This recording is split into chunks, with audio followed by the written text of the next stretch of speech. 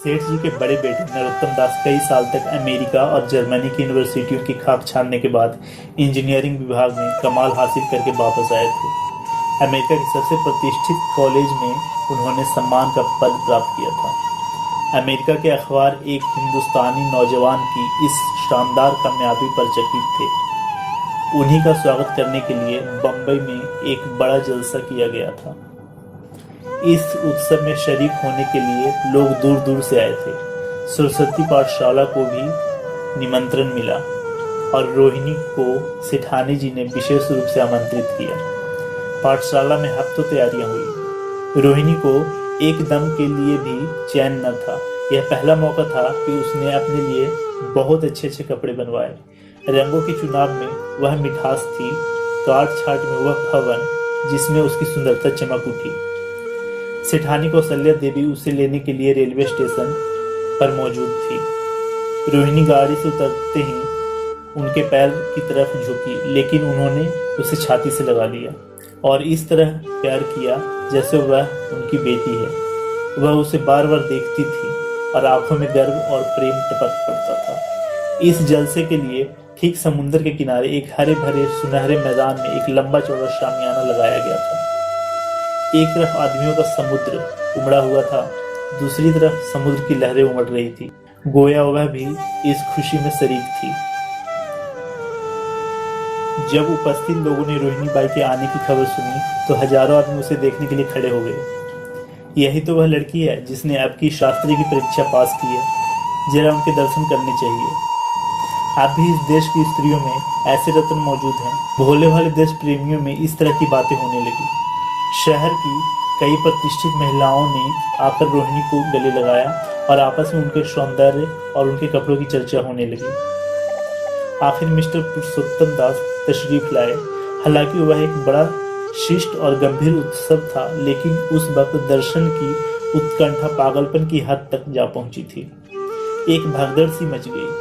कुर्सियों की कतारें गड़बड़ हो गई। कोई कुर्सी पर खड़ा हुआ, कोई उसके हत्थे पर।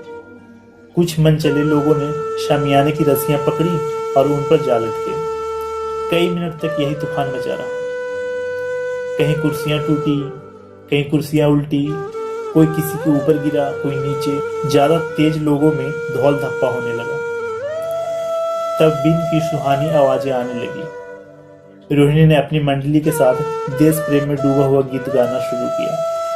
सारे उपस्थित लोग बिल्कुल शांत थे और उस समय वह सुरीला राग, उसकी कोमलता और स्वच्छता, उसकी प्रभावशाली मधुरता, उसकी उत्साह भरी वाणी दिलों पर वह नशा सा पैदा कर रही थी जिससे प्रेम में लहरें उठती, जो दिल की बुराइयों को मिटाता है और उससे जिंदगी की हमेशा याद रहने वाली यादगारें पैदा हो जाती हैं।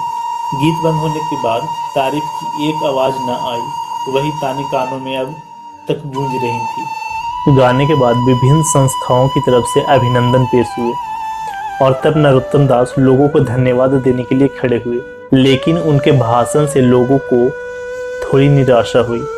यूं दोस्तों की मंडली में उनकी बातों के आवेग और प्रवाह की कोई सीमा न थी, लेकिन सार्वजनिक सभा के सामने खड़े होते ही शब्द और विचार दोनों ही उनसे बेवफाई कर जाते थे। उन्होंने बड़ी बड़ी मुश्किल से धन्यवाद के कुछ शब्द कहे और तब अपनी योग्यता की लज्जित स्वीकृति के साथ अपनी जगह पर आ बैठे। कितने ही लोग उनकी योग्यता पर ज्ञानियों की तरह सिर हिलाने लगे। अब जलसा खत्म होने का वक्त आया। वह रेशमी हार जो सरस्वती पाठशाला की ओर से भेजा गया था मेज पर रखा हुआ था। उसे हीरो के गले में कौन डाले? प्रेसिडेंट ने महिलाओं की पंक्ति की ओर नजर दौड़ाई। चुनने वाली आंख रोहिणी पर पड़ी और ठहर गई। उसकी छाती धड़कने लगी, लेकिन उत्सव के सभापति के आदेश का पालन आवश्यक था। वह सर झुकाए हुए मेज के पास आई और कांपते हाथों से हार को उठा लिया। एक क्षण के लिए दोनों की आंखें मिली और रोहिणी ने नरोत्तम दास के गले में हार डाल दिया। दूसरे दिन सरस्वती पाठशाला के मेहमान विदा हुए, लेकिन कौशल्या देवी ने रोहिणी को न जाने दिया। बोली, अभी तुम्हें देखने से जी नहीं भरा, तुम्हें यहाँ एक हफ्ता रहना होगा। आखिर मैं भी तो तुम्हारी माँ हूँ। एक माँ से इतना प्यार और दूसरी माँ से इतना अलगाव। रोहिणी कुछ जवाब न दे सकी। यह सारा हफ्ता कौशल्या देवी ने उसकी विदाई की तैयारियों में खर्च किया। 7वें दिन उसे विदा करने के लिए स्टेशन तक आई। चलते वक्त उससे गले मिली और बहुत कोशिश करने पर भी आंसुओं को रोक न सकी। नरोत्तम दास भी आए थे। उनका चेहरा उदास था। कौशल्या ने उनकी तरफ सहानुभूतिपूर्ण आंखों से देखकर कहा, मुझे यह तो ख्याल ही न रहा रोहिणी क्या यहाँ से पुणे तक अकेली जाएगी। क्या हर्ज है, तुम ही चले जाओ, शाम की गाड़ी से लौट आना। नरोत्तम दास के चेहरे पर खुशी की लहर दौड़ गई, जो इन शब्दों में न छिप सकी। अच्छा, मैं भी चला जाऊं? वह इस फिक्र में थे कि देखे विदाई की बातचीत का मौका भी मिलता है या नहीं। अब वह खूब जी भरकर अपना दर्द दिल सुनाएंगे और मुमकिन हुआ तो उस लाज संकोच को जो उदासीनता के पर्दे में छिपी हुई है मिटा देंगे। रुक्मिणी को अब रोहिणी की शादी की फिक्र पैदा हुई। पड़ोस की औरतों में इसकी चर्चा होने लगी थी। लड़की इतनी सयानी हो गई है, बुढ़ापे में ब्याह होगा। कई जगह से बात आई। उनमें कुछ बड़े प्रतिष्ठित घराने थे, लेकिन जब रुक्मिणी उन पैमानों को सेठ जी के पास भेजती तो वो यही जवाब देते कि मैं खुद फिक्र में हूँ। रुक्मिणी को उनकी यह टाल मटोल बुरी मालूम होती थी। रोहिणी को बम्बई से लौटे महीना भर हो चुका था। एक दिन वह पाठशाला से लौटी तो उसे अम्मा की चरपाई पर एक खत पड़ा हुआ मिला। रोहिणी पढ़ने लगी। लिखा था, बहन, जब से मैंने तुम्हारी लड़की को बम्बई में देखा है मैं उस पर रीझ गई हूँ। अब उसके बगैर मुझे चैन नहीं है। क्या मेरा ऐसा भाग्य होगा कि वह मेरी बहू बन सके?